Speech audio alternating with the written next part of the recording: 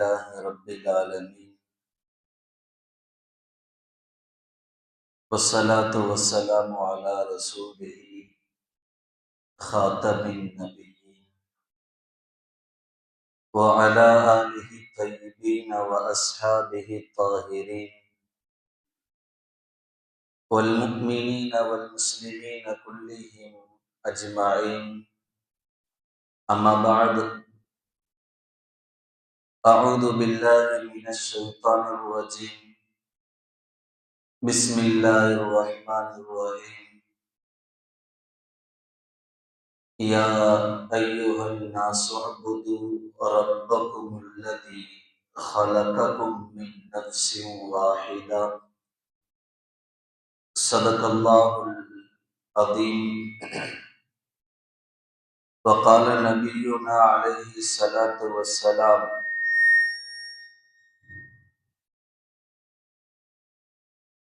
خيركم خيركم لأهلي وأنا خيركم لأهلي، أو كما قال عليه الصلاة والسلام.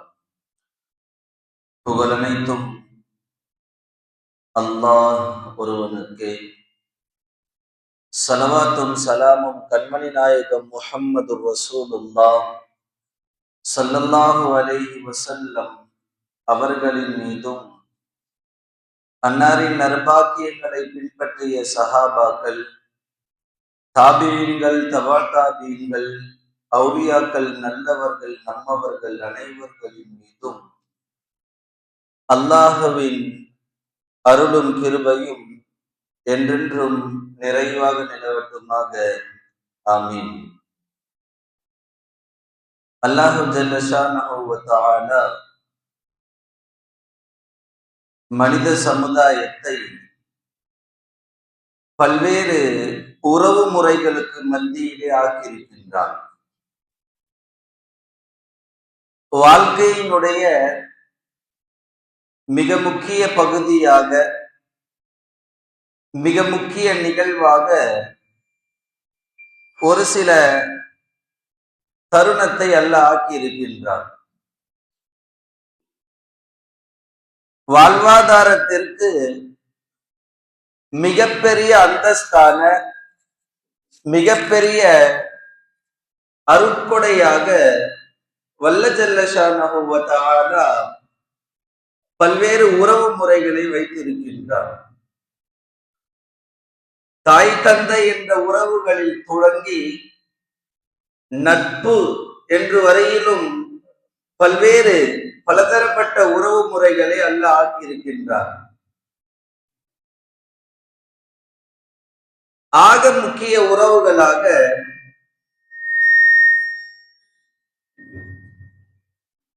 ஒரு ஆணையும் பெண்ணையும் அல்லாஹ் திருமணம் என்ற உறவை ஏற்பாடு செய்து, அந்த ரெண்டு உறவையும் ஒரு பலத்த உறவு முறைகளாக அல்லாஹ் ஆக்கியிருக்கின்றார். அல்லாஹ் குர்ஆனிலே கூறும் பொழுது, ஒவ்வொரு ஆணையும் பெண்ணையும் ஒரு தரப்பட்ட மக்களாக ஆக்கியிருக்கிறேன். எப்படி ஒரு ஆணும் பெண்ணும் ஒரு தரப்பட்ட மக்களாக ஆகுவார்கள்? மின் நஃப்ஸின் வாஹிதா.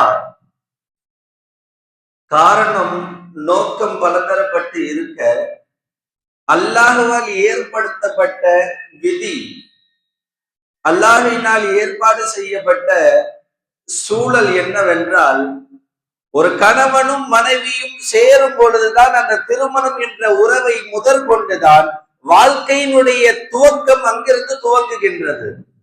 ஆதம் அலைஹிஸ்ஸலாத்து வஸ்ஸலாம் அவர்களை அல்லாஹ் படைத்தான். களிமண்ணை எடுத்து அதை ஒரு உருவப்படமாக, களிமண்ணை எடுத்து ஆதம் அலைஹிஸ்ஸலாம் அல்லாஹ் படைத்தான். இது எல்லாருக்கும் தெரியும். ஏன் அதே களிமண்ணை வைத்து ஹவ்வா அலைஹிஸ்ஸலாம் என்ற ஒரு பெண்ணை அல்லாஹ் படைத்திருக்கலாம் அல்லவா? ஏன் ஆதம் நபியுடைய விலா எலும்பினுடைய ஒரு சதை துண்டை எடுத்து ஏன் அல்லாஹ் படைத்தான்? அதே களிமண்ணினால் ஒரு கைப்பிடி எடுத்து ஆணினமாகவும் இன்னொரு கைமண்ணை எடுத்து பெண்ணினமாகவும் அல்லாஹ் படைத்திருக்கலாம் அல்லவா? ஏன் ஆதம் அலைஹிஸ்ஸலாமுடைய விலா எலும்பினுடைய ஒரு பாகத்தை, ஒரு சதை துண்டை, ஒரு நரம்பை எடுத்து ஏன் அல்லாஹ் படைத்தான்? பொதுவாக இயல்பா சிந்திக்க வேண்டும். ஆண் இனத்தை எப்படி பார்த்தாலும் கொஞ்சம் ரஃப் கேண்டினென்டா இருப்பாங்க, கொஞ்சம் ஹார்டா இருப்பாங்க. பெண்களை பார்த்தோம்னா கொஞ்சம் சாஃப்டா இருப்பாங்க. இது ஆக்டிவிட்டிலையும் அப்படிதான், உடல் பருமனத்திலையும் அப்படிதான், உடலினுடைய போக்கும் அப்படிதான், சிந்தனையும் அப்படிதான். எப்படி பார்த்தாலும் ஆண் இனம் ஒரு டைப்பாகவும் பெண் இனத்தை எல்லாம் ஒரு டைப்பாக ஆகணும். ஏன் தெரியுமா? தமிழ சொல்ல ஒரு உரையில ஒரு வாழ்டா இருக்கணும். ரெண்டு பேருமே ஹார்டா இருக்கிறாங்க, ரெண்டு பேருமே கரடு முரடாக இருக்கிறாங்கன்னா அதுவும் சரிப்பட்டு வராது. ரெண்டு பேருமே ரொம்ப சாஃப்டா ரொம்ப மிருதுவா இருக்காங்க, அதுவும் சரிப்பட்டு வராது. களிமண்ணினால் ஆதம் அலைஹிஸ்ஸலாமை அல்லாஹ் படைத்தான். எனவே அந்த களிமண்ணினுடைய தன்மை கொஞ்சம் கடினமாக கரடு முரடாகத்தான் ஆண் இனத்தையே அல்லாஹ் படைத்தான். விலா எலும்பு என்பது சாஃப்டான ஒரு பகுதி. ஒரு மனித உடல்ல ஆக மிருதுவான ஒரு பகுதினா விலா எலும்பினுடைய சதைகள் தான் மிகவும் மிருதுவான பகுதி. அந்த சதை பகுதியினுடைய ஒரு நிறத்தை எடுத்து அல்லாஹ் பெண்ணை படைத்தான்னா ரொம்ப சாஃப்டான ஒரு மெட்டீரியலை வச்சுதான் அல்லாஹ் பெண்ணினத்தை படைத்தான். எனவேதான் பெண்கள் சமூகமே இன்று ரொம்ப சாஃப்டான டைப்பாக இருக்கிறார்கள். இந்த எல்கேஜி யூகேஜி பிள்ளைங்களுக்கு எல்லாம் பார்த்துருப்போம்ல, எந்த இடத்துலயுமே வாதியார போட மாட்டாங்க, டீச்சரை தான் போட்டு வைப்பாங்க.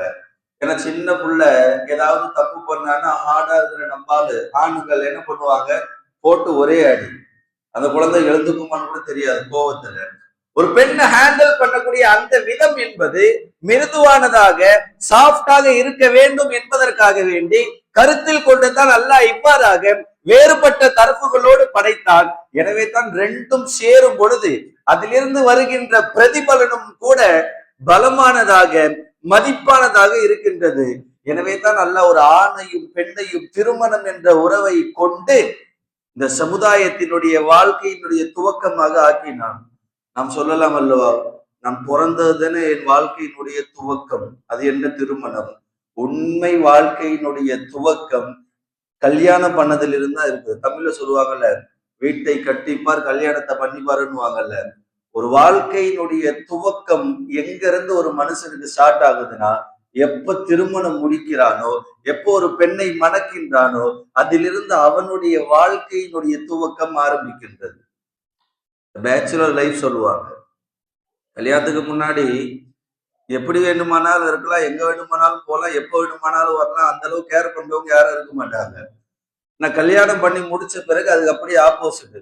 எங்க போனாலும் எதுக்கு போனேன், ஏன் போனேன், எப்ப போனேன், யார் கூட போனேன், எப்ப வருவ என்றெல்லாம் பல கேள்விகளுக்கு பயந்து இன்று நிறைய ஆண்கள் என்ன பண்ணுவாங்க, வேலையை முடிச்ச கையோடு ஊடு திருமண கையோடு வேலை. இப்படி அவர்களுடைய வாழ்க்கை அங்கிருந்து தான் துவங்குகிறது என்பதற்கு நிறைய ஆதாரங்கள், நிறைய வழிபாடுகள், நிறைய வழிமுறைகள் என்று இருக்கின்றது. ஆக அழகிய குடும்பங்களாக வாழ வேண்டும் என்று தான் நிறைய பேர் ஆசைப்படுகின்றார்கள். ஒரு கணவன் மனைவிக்கு மத்தியில் என்னவெல்லாம் இருக்க வேண்டும், அவர்கள் வாழ்க்கை சீராக போக வேண்டும் என்றால் அவர்கள் எதையெல்லாம் மேற்கோள் காட்ட வேண்டும், எதையெல்லாம் பின்பற்ற வேண்டும் என்றெல்லாம் பார்க்கின்ற வரிசையில் ஒரு 10 விஷயம் கணவன் மனைவியுடைய வாழ்க்கை, குடும்ப வாழ்க்கை சீரானதாக, செழிப்பானதாக, மகிழ்ச்சியானதாக இருக்க வேண்டும் என்றால் 10 விஷயத்தை நாம் கையாள வேண்டும். வாழ்க்கையில ரொம்ப முக்கியமானது தெரியுமா? தஹஃபுதியத், கண்ணியம், பாதுகாப்பு எல்லாமே இருக்க வேண்டும் என்றால் கிவ் ரெஸ்பெக்ட், டேக் ரெஸ்பெக்ட் சொல்லுவாங்கல்ல. நாமும் அவர்களை மதிக்க வேண்டும், அவரும் என்னை மதிக்க வேண்டும் என்று தான் இருக்க வேண்டுமே தவிர மனைவி மட்டும் கணவனை மதிக்க வேண்டும். கணவன் எப்படி வேண்டுமானாலும் பாராமுகத்தோடு இருப்பான், மனைவியை இழிவுபடுத்துவான், மனைவியை திட்டுவான், மனைவியை அடிப்பான் என்றெல்லாம் இல்லாமல் ஒரு மனைவி எப்படி கணவனை மதிக்க வேண்டுமோ அதுபோல் கணவனும் மனைவியை மதிக்க வேண்டும். கிவ் அண்ட் டேக் பாலிசியோடு தான் இன்னைக்கு லைஃப் போனோம். ஒரு புறத்துல மட்டும் இருந்து வரும் நான் எதையும் தரமாட்டேன்னு சொல்லி இருந்தா ஒரு காலத்துல இவன் எதை விதை விதித்தானோ அது இவனுக்கு அறுவடையாக வந்து நிற்கும். எனவே கணவன் எப்படி மனைவியிடத்தில் நடந்து கொள்ள வேண்டும் என்றால் முதலில் அடிப்படையாக சொல்லப்பட்ட விஷயம் இருவருக்கும் மத்தியில் அத்தஹஃபுதியத் பைனஹுமா, அந்த 2 பேருக்கும் மத்தியில் கண்ணியத்தோடு வாழ வேண்டும் என்று தான் வலியுறுத்துகிறார்கள். நபி ஸல்லல்லாஹு அலைஹி வஸல்லம் ஆயிஷா அம்மா வீட்டுல இருக்கும் போது அவர்களுக்கு நிர்ணயம், அவர்களுடைய பாரி இன்னைக்கு நைட்டு ஆயிஷா அம்மா கூட தான் இருக்கணும் அப்படின்னு இருக்கும் பொழுது காலையில தொழ வேண்டும் என்று எழுந்தாங்கன்னா ஸல்லல்லாஹு அலைஹி வஸல்லம் இபாரத்துல எப்படி சொல்லுவாங்க, காம ருவைதா, நபி ஸல்லல்லாஹு அலைஹி வஸல்லம் மெதுவா எழுந்துப்பாங்க.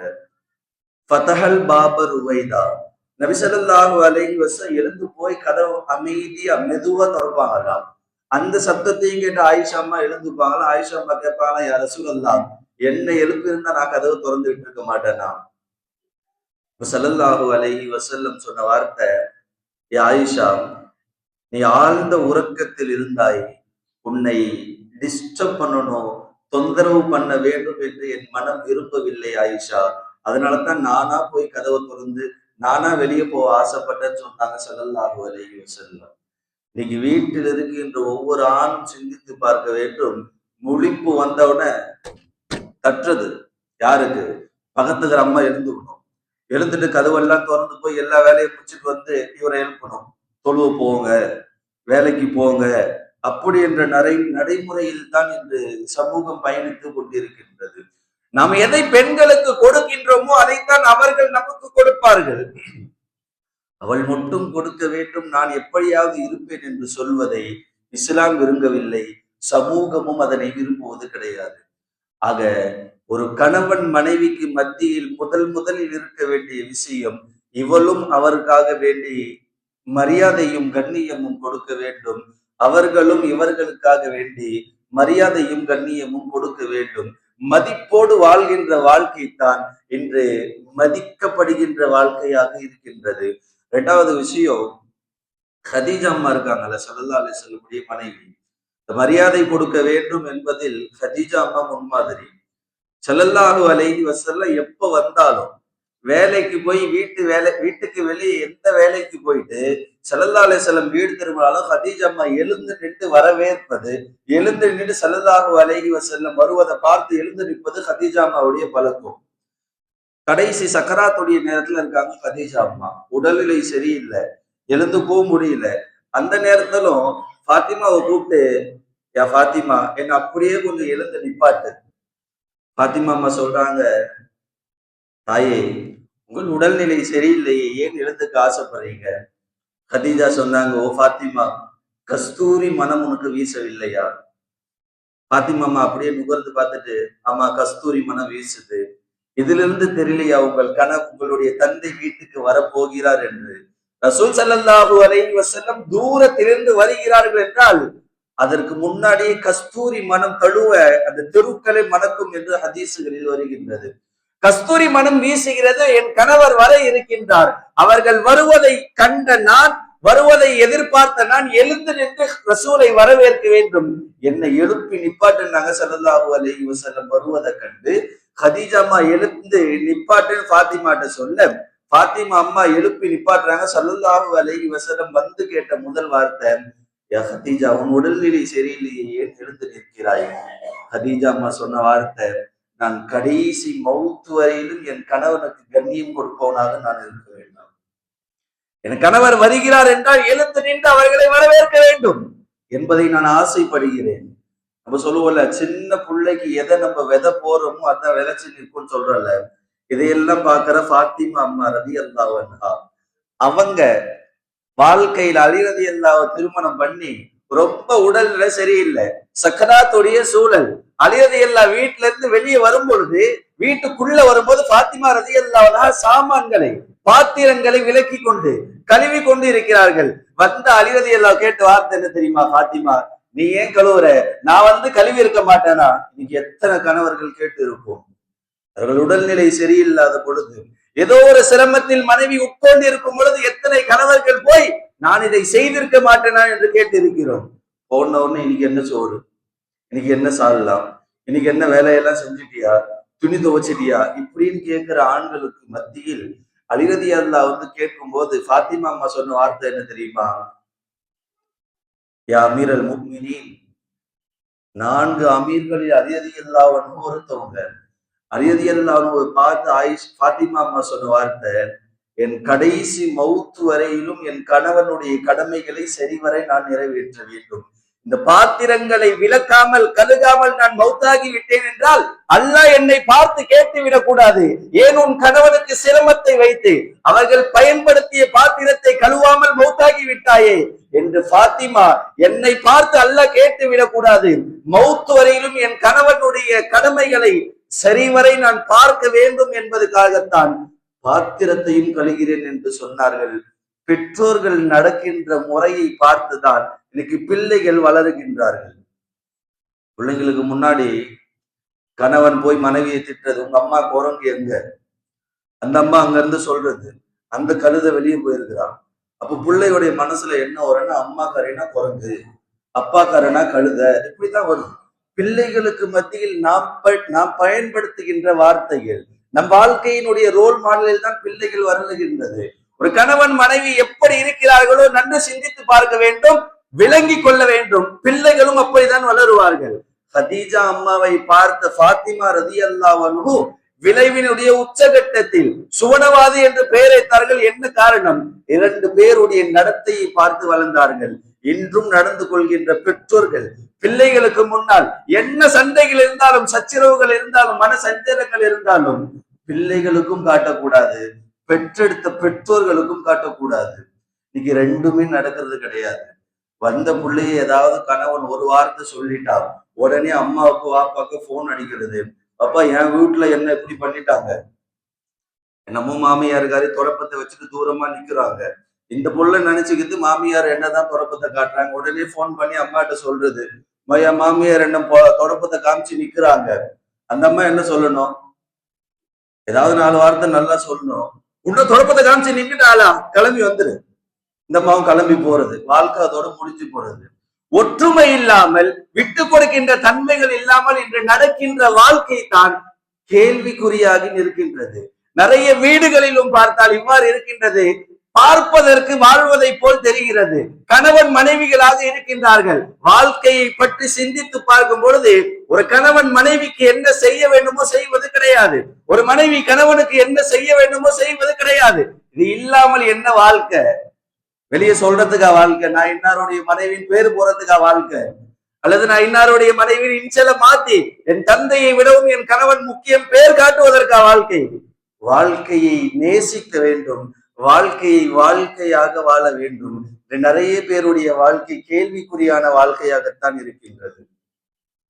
இதைதான் 2வதாக தவஜ்ஜஹது பைனஹுமா, அந்த 2 பேருக்கும் மத்தியில் தொலைதூர சிந்தனையோடு வாழ வேண்டும் என்று சொன்னார்கள்.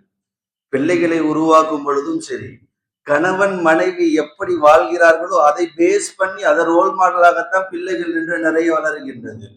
ஹசன் ஹுசைன் ரலியல்லாஹு அன்ஹு, அலி ஃபாத்திமா ரலியல்லாஹு அன்ஹுமா வீட்டுல கடுமையான பஞ்சம், 2 நாள் சாப்பிடல. செய்தியை கேட்ட ஸல்லல்லாஹு அலைஹி வஸல்லம் ஃபாத்திமா அம்மாட்ட வந்து, என் பேர பிள்ளைங்க எங்க, அவங்க எல்லாம் சாப்பிட்டாங்களா? ஃபாத்திமா ரலியல்லாஹு சொன்னாங்க, யா ரசூலல்லாஹ், அருமை தந்தையே, குழந்தைகள் வெளியே போயிருக்காங்க, சாப்பிட்டு 2 நாள் ஆச்சு. சாப்பிட்டு 2 நாள் ஆச்சு யா ரசூலல்லாஹ். எந்த தாத்தாவாவது கேட்டு பிள்ளைங்க சாப்பிடலன்னா ஃபர்ஸ்ட் யார் கழுத்தை பிடிப்பா? போய் மருமகனுடைய கழுத்தை பிடிப்பாங்க. ஸல்லல்லாஹு அலைஹி வஸல்லம் தெரியும், பிள்ளைங்க 2 நாள் சாப்பிடலன்னா பாப்பா உம்மா 4 நாள் சாப்பிட்டுக்க மாட்டாங்க. இதுல இடையில நடந்த சம்பவம் என்னன்னா, ஹுசைன் ரலியல்லாஹு அன்ஹுவுக்கு கடுமையான பசி. ஹசன் ரலியல்லாஹு அன்ஹு போய் கொண்டிருக்கும் போது ஹுசைன் ரலியல்லாஹுக்கு யாரோ ஒருத்தர் ஆட்டினுடைய மடுவிலிருந்து பால் கறந்து கொடுக்கின்றார். போனார்கள். ஹசன் ரலியல்லாஹு அன்ஹு, இந்த பாலை யார் கொடுத்தது? இந்த நபர் இந்த ஆட்டிலிருந்து எடுத்து கொடுத்தார். அவர்கிட்ட போய் கேட்டா, இந்த ஆடு யாருது? இந்த ஆடு யாருதோ, உள்ள பசிச்சது பால் கறந்து கொடுத்தேன். அலி ஃபாத்திமா தம்பதிகளுடைய வாழ்க்கை வரலாறினுடைய ரோல் மாடலை பேஸ் பண்ணி வாழ்கிற குழந்தைகளுடைய வார்த்தையை பார்க்கணும். இந்த ஆட்டினுடைய எஜமான் யார் என்றே தெரியாத ஹராமான இந்த பாலை கொடுத்து என் தம்பி ஹுசைன் வளர வேண்டும் என்ற அவசியம் கிடையாது. இந்த பாலை குடிக்காதன்னாங்க ஹசன் ரலியல்லாஹு அன்ஹு. ஒரு சின்ன புள்ள பசியில என்ன வேண்டுமானாலும் செய்து கொள்ளலாம், தவறு கிடையாது. ஒரு சின்ன புள்ள போய் தப்பு பண்ண பாவம் கிடையாது. சொல்லி கொடுக்கின்ற பார்ப்பவர்கள் சொல்லிக் கொடுக்க வேண்டும் என்பதுதான் ஹதீஸ். பார்த்து வளர்ந்த அண்ணன் பெரிய டிஃபரெண்ட் எல்லாம் கிடையாது ரெண்டு பேருக்கும். ஒரு சில நேரங்கள், ஒரு சில மாதங்கள் தான் டிஃபரெண்ட். அவங்க சொல்லி கொடுக்குற வார்த்தை ஹுசைன் ரதி அல்லாஹ்வுக்கு ஹசன் ரதி அல்லாஹ் சொல்றாங்க, ஹராமான உணவை சாப்பிடுறது நமக்கு கூடாது. ரெண்டு பேரையும் பார்த்து ஸல்லல்லாஹு அலைஹி வஸல்லம் கட்டி அணைத்து ஒரு பேரித்த மரத்தின் கீழ் அமர்ந்து இருவரையும் ரெண்டு தொடை பட்டையிலே படுக்க வைத்துக் கொண்டு பேசிக் கொண்டிருக்கிறார்கள். ஸல்லல்லாஹு அலைஹி வஸல்லம் ஹசனிடத்திலே கேட்டார்கள், இந்த பழக்கம் எங்கிருந்து வந்தது? அப்ப சொன்ன வார்த்தை என்ன தெரியுமா? என் உம்மா ஃபாத்திமாவும் என் வாப்பா அலி ரலியல்லாஹு அன்ஹுவும் என் ஆரம்பத்திலிருந்து முதலில் சொல்லிக் கொடுத்த வார்த்தை என்ன தெரியுமா? உணவு விஷயத்தில் பேணுதலா இருந்துக்கும். இன்னைக்கு நிறைய ஹராமான உணவுகள். ஒரு உணவு மனிதனுடைய வயிற்றுக்குள் போய்விட்டது என்றால் உணவு எண்ணத்தை மாற்றிவிடும், எண்ணம் சொற்களை மாற்றிவிடும், சொற்கள் செயல்களை மாற்றிவிடும், செயல்கள் நடத்தையை மாற்றிவிடும், நடத்தை வாழ்க்கையை மாற்றிவிடும் சொன்னாங்க ஃபாத்திமா ரலியல்லாஹு அன்ஹு. ஹசன் ரலியல்லாஹு ஹுசைன் ரலியல்லாஹு அன்ஹு. இன்னொன்னு யோசிக்கணும், ஸல்லல்லாஹு அலைஹி வஸல்லம் பேரித்த மரத்திற்கு கீழ் அமர்ந்திருக்கிறார்கள். நிறைய பேரித்த கனிகளும் அக்கம் பக்கத்தில் கீழே விழுந்து கிடக்கின்றது. அதை பார்த்தும் ஸல்லல்லாஹு அலைஹி வஸல்லம் கேட்டாங்க, ஹசனே, உனக்கும் உன் தம்பிக்கும் இந்த பேரித்த மரங்களை எடுத்து சாப்பிட்டு இருக்கலாம் அல்லவா? கீழே விழுந்திருக்கின்றது. கீழே விழுந்த இந்த பேரித்த மரத்தை எடுத்து ஹுசைனுக்கும் கொடுத்து நீயும் சாப்பிட்டு இருக்கலாம் அல்லவா? ஹசன் ரலியல்லாஹு சொன்ன வார்த்தை, நன்னா நீங்க தானே சொன்னீங்க சதக்காவுடைய பொருட்கள் கூடாதுன்னு சொல்லி, நாங்கள் எப்படி எடுத்து சாப்பிடுவது யார சூழல்லாம்? அப்போ ஒரு குழந்தையினுடைய உருவாக்கமும் தாய் தந்தை எவ்வாறு இருக்கின்றார்களோ அதை கொண்டு தான் வரும். எனவே ஒரு குடும்பத்தில் ஆக கவனிக்கப்படக்கூடிய இரண்டாவது விஷயம் என்றால், இரண்டு நபர்களும் தொலைதூர சிந்தனையோடு தன் வாழ்க்கையை பேணி பாதுகாக்க வேண்டும். அவர்கள் வாழ்க்கையில் தொலைதூர சிந்தனை இல்லை என்றால் அவருடைய வாழ்க்கை எதற்கு? மூன்றாவது தனசுரியன், ஒருவருக்கு ஒருவர் உதவி செய்ய வேண்டும். இன்னைக்கெல்லாம் காணாம போன விஷயம். இன்னைக்கெல்லாம் அதை அப்படியே பிக்ஸ்ட் ஆக்கிட்டாங்க. மனைவினா வீட்டு வேலை செய்யணும், கணவன்னா போய் சாப்பிடணும். வெறுமனை சாப்பிடுறாங்களா? சாப்பிடுறதுல 10 குறை சொல்லணும், இல்லைன்னா அந்த சாப்பாடு ஒழுங்கா இருந்தாங்க. என்ன செஞ்சு வச்சாலும் ஏதாவது ஒரு குறை சொல்லிட்டு இருக்கணும். குறை சொல்லாமல் சாப்பிடக்கூடிய கணவன்மார்கள் இன்றைக்கு குறைந்து விட்டார்கள். உண்மையா இல்லையா? என்ன செஞ்சாலும் இதை இப்படி செஞ்சிருக்கலாமே, ஒரு போய் ஒரு நாள் செய்யட்டுமே. ஒரு அம்மாவுக்கு 10 பிள்ளைங்க, 10 பிள்ளைங்களே இந்த அம்மா நல்லா பார்த்துட்டு இருக்குது. ஒரு நாள் இந்த அம்மா வீட்டுக்கு போறேன்னு 10 பிள்ளைய விட்டுட்டு போகும்போது ரொம்ப பசிக்குதுன்னு புள்ள சொல்ல, ஒரு கணவன் போய் எழுந்து போய் மாவு எடுத்து தோசை சூரன் மாவு எடுத்துட்டு தவால ஊத்திட்டு ரொம்ப நேரம் நிக்கிறாரு. மாவு தோசையாகல. ஏன் தெரியுமா? ஒரு மாவை ஊத்தினாலும் தோசையாகும். தயிரை எடுத்து ஊத்திட்டு ரொம்ப நேரம் நின்று பார்த்துட்டே இருக்கிறார். அப்போ ஒரு தயிருக்கும் மாவுக்கும் வித்தியாசம் தெரியாத இவரு மனைவி என்னதான் ஸ்பெஷலா செஞ்சு வச்சாலும் 10 குறையாவது சொல்லிட்டு சாப்பிடுறவனா. ஏன்னா குறை சொல்றானே, சாப்பிடாம முயற்சி போறானா, குறை சொல்லிட்டே சாப்பிடுறது, ரெண்டாவது போடணும் சாப்பிடுறது. இப்படியே வாழ்க்கை போய் கொண்டிருந்தால் குறையுள்ள வாழ்க்கையாகத்தான் ஆகும். ஒரு நிறைவான வாழ்க்கை என்றால் ஒரு மனைவி எப்படி செய்தாலும் அதை பாராட்ட வேண்டும். பாராட்டுற குணம் தான் இன்னைக்கு இல்ல. குறை சொல்ற குணத்தை விட்டுலால நம்ம இன்னோட விட்டுருவோமா? இன்ஷா அல்லாஹ். நம் வாழ்க்கை கணவன் மனைவிக்கு மத்தியில் ஒற்றுமையோடு இருக்க வேண்டும் என்றால் மனைவிக்காக சிலதை விடணும், கணவனுக்காக வேண்டி மனைவியும் சிலதை விட வேண்டும். இன்னைக்கெல்லாம் ஃபேஷனா போச்சு. இன்னைக்கு கட்டுற புது பொண்ணை கட்டுற எல்லாருமே யோசிச்சிருக்கணும், இந்த ஜென்ரேஷன்ல இருக்கிற யாருக்கும் சமைக்க தெரியாது. மாமியார் வீட்டுக்கு வந்துதான் மாமியார்கிட்ட கத்துக்கிறது இன்னைக்கு. ஏன்னா அந்த வீட்டுல இருந்து படிப்பு காலேஜ் இப்படியே சொல்லி போயிருது. அல்லாஹ் நமக்குன்னு ஒன்ன விதிச்சிருப்பான் தெரியுமா? அதுதான் விதையும். அது எப்படி அதை நாம் கொண்டு போக வேண்டும். நகைச்சுவையா ஒரு கதை எடுத்துவாங்க. ஒருத்தர் புதுசா திருமணம் ஆகுது. திருமணமாகி பொண்ணு வந்து வீட்டுக்கு சமைக்கும் பொழுது உப்மாவை சமைச்சு தராங்க. கணவன் டேஸ்டா சாப்பிடுறா போல, நல்லா டேஸ்டா இருக்குது. மதியம் ஏதாவது டேஸ்டா செய்வா போல மனைவி. மதியமும் உப்மா வருது. வெரைட்டியா ஏதாவது படிச்ச புள்ளல வெரைட்டியா ஏதாவது செஞ்சிருப்பா. டேஸ்ட் பார்த்தா ஒரே மாதிரி இருக்குது. சரி, காலைல செஞ்சதே மதியம் வச்சிருப்பா போல, நைட் செய்வா. நைட்டும் உப்மாவை சாப்பிடுறாரு. இதுக்கு மேல உப்மாவை சாப்பிட்டா தப்புன்னு இவர் தெரிஞ்சுக்கினாரு. மறுநாள் ஏதாவது செய்வா உப்மா. தொடர்ந்து 3 நாள் உப்மாவே 3 வேலை. இவர் பார்த்தாரு மனைவிக்கு எதுவுமே செய்ய தெரியாது போல. கேட்டாலும் ஒன்றும் பிரயோஜனம் கிடையாது. எதையாவது ஒண்ணு போய் ஏடாகூடமா பண்ணிட்டு வருவா. ஹோட்டலுக்கு போய் சாப்பிடலான்னு ஹோட்டலுக்கு போறான். நம்ம ஆளுக்கு படிக்க எழுத தெரியாது. போன உடனே ஹோட்டல்ல மெனு கடை தூக்கி கொடுத்தா, இந்தாங்க செலக்ட் பண்ணுங்க. தெரியாது, படிக்க தெரியாதுன்னு அசிங்கம் இல்ல. இது என்னமோ ஒன்னத்தை காட்டணும்னு ரொம்ப சிந்திச்சு அப்படியே கை வச்சுட்டு வராரு. இருந்தா இதை போய் எடுத்துட்டு வா. அவர் காமிச்சதும் உப்புமா. டேபிள்ல போய் உப்புமாவை எடுத்துட்டு வந்து வச்சா. பக்கத்து டேபிள்ல ஒருத்தர் நல்ல பிரியாணி சாப்பிட்டுட்டே இருக்கிறான். இவர் பார்வை எல்லாம் அங்கதான் இருக்குது. இதை சாப்பிட்டாலும் உப்புமாவை சாப்பிடற மாதிரியே இல்ல. பக்கத்துல இருக்க பிரியாணி பிளேட்டையே பாக்குறாரு. சாப்பிட்டுட்டே இருக்காரு. அவன் சாப்பிட்டு ரிப்பீட்டு. டேபிள்ல போய் பிரியாணி எடுத்துட்டு வந்து கொடுத்தான். நம்மளால விளங்கிக்கலாம் ரிப்பீட்டுன்னு சொன்னா பிரியாணி வரும். இவரும் சொன்னாரு ரிப்பீட்டு. நம்மளால போய் திரும்பி உப்புமாவே எடுத்துட்டு வந்து கொடுத்தான். சில பேருக்கு அல்லா இதுன்னு எழுதிட்டு இருந்தானா அது ஒன்றுமே மாற்ற முடியாது. அதற்காக நாம் தான் உழைக்க வேண்டும். அவர்களுக்காக வேண்டி நாம் உதவி உபகாரங்களை செய்ய வேண்டும்.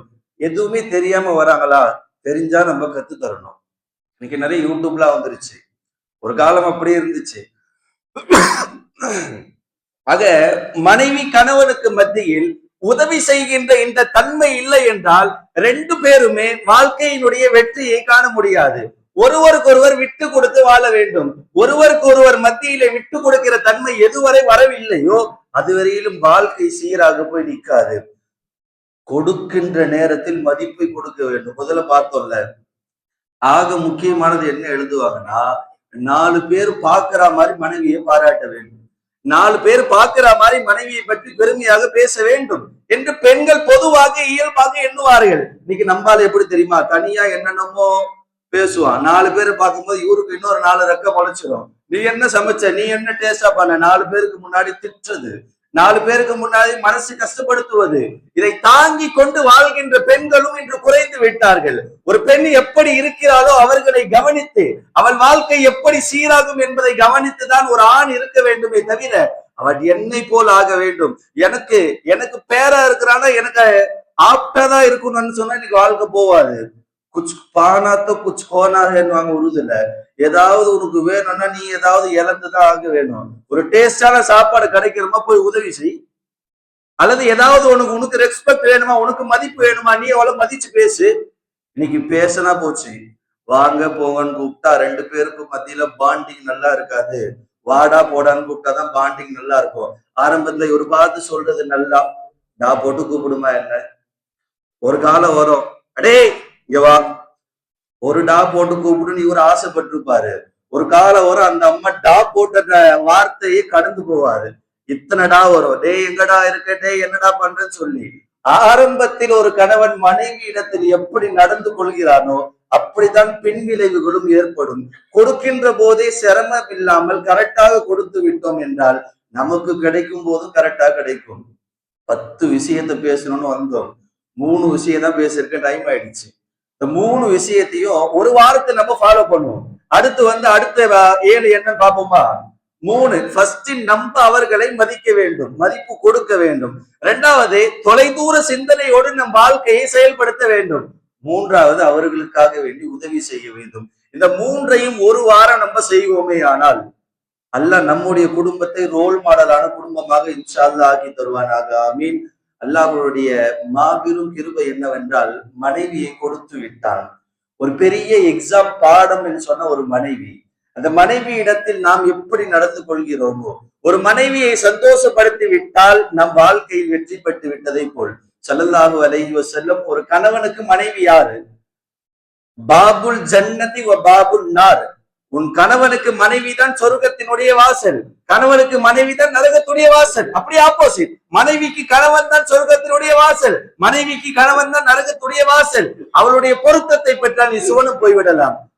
நவுது பில்லா, அவருடைய அபிவிருத்தி, அவருடைய கஷ்டத்தையும் சிரமத்தையும் பெற்று விட்டால் சும்மா நவுது பில்லா, அல்லாஹ் பாதுகாக்க வேண்டும். அல்லாஹ் நம் அனைவரையும் நரகத்தில் போட்டு விடுவான். பெண்களை மனைவிக்கு பிடித்தா போல் நம் வாழ்க்கையை அமைத்துக் கொள்கின்ற பாக்கியத்தை வல்ல ஜல்லஷானுஹு வ தஆலா நம் அனைவருக்கும் கொடுத்தருள்வானாக. ஆமீன். மீதமுள்ள ஒரு 7 விஷயத்தை வரும் வாரத்திலே கேட்கின்ற பாக்கியத்தை அல்லாஹ் நம் அனைவருக்கும் நசீபாக்கி தருவானாக. வாஹிர் தாவானா அல்ஹம்துலில்லாஹி ரப்பில் ஆலமீன்.